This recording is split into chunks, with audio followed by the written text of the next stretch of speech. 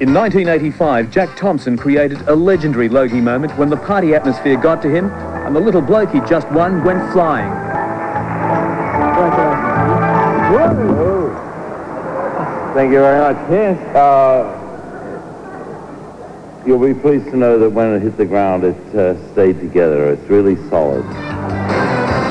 Well, Jack seemed a tad underwhelmed at his victory there, but as Kay Stammers reports, some people are overjoyed at winning a Logie.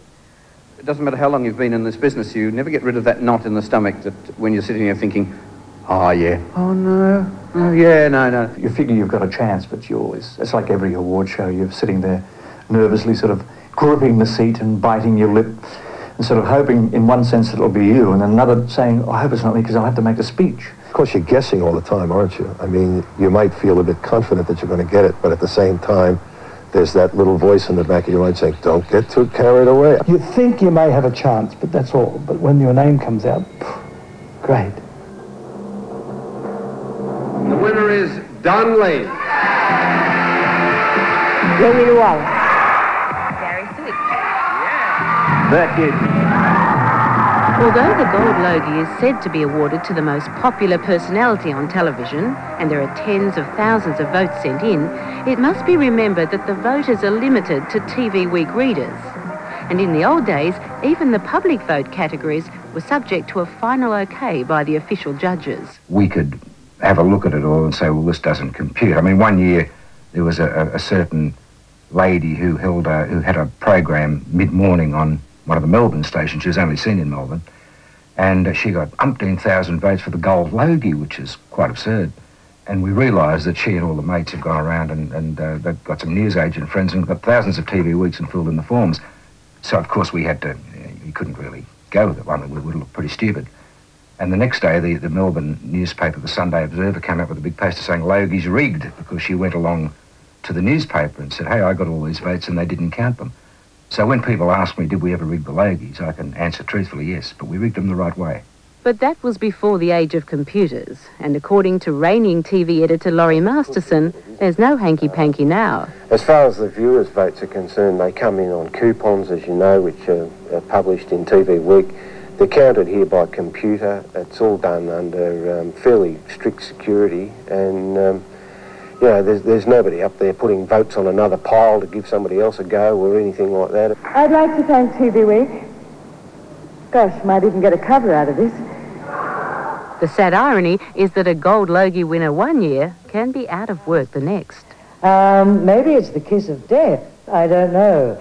Ever since I won the damn thing, things have sort of deteriorated. Got to the point where I really don't work very much at all. Television is a very fickle industry, and in a few years' time, when the bubble has burst and you all hate me, and I've made a few unwise financial investments on Steve Vizard's advice and become a destitute old bag lady, hey, I'll have this to comfort me. A look back at the Logies reflects not only the ups and downs of the stars, but also the changing fortunes of the people who rule them.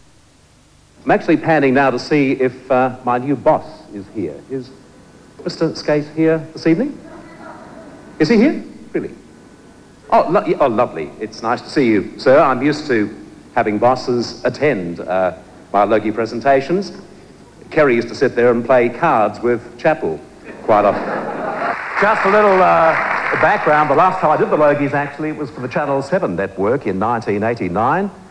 And it's interesting how things move along in television. Back then, I was paid by Christopher Skase.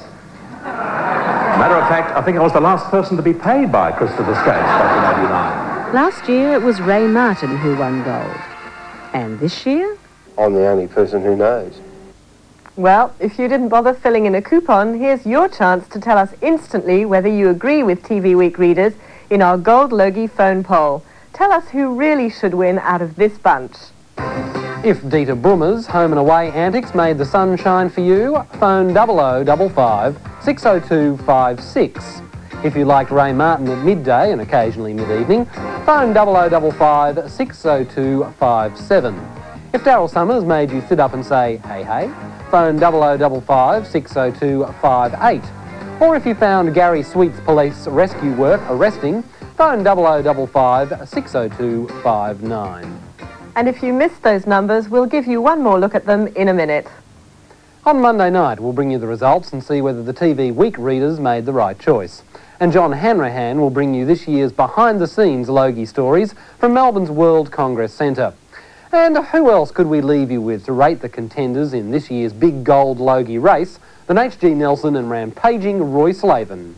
Hello everyone and welcome by. Gee, it's exciting, very, very exciting. We've got the Logies only moments away, absolutely moments away. Roy and myself have given the field a good hard geek in the Gold Logie category. Forget sound, forget makeup, forget dress, even though they're important. Don't let me say that they're not. They are important, but the big one, the one they wait for, is the gold. And I've looked at award ceremonies over the years, the Brownlow, the McGarry medal, the Sandover medal, your Dally M, your Quit for Life medal, and I find the Logies right up there with those great football medals. Roy, take us through the field. We've got Daryl Somers in gate 1. We've got Ray Martin scooting out of box 2. We've got Gary Sweet in 3 and Deiter Brummer in 4. How you seeing it unfold, Roy? Was that Gary Sweet? Sweetie's in. Sweetie's in. Gary Sweet.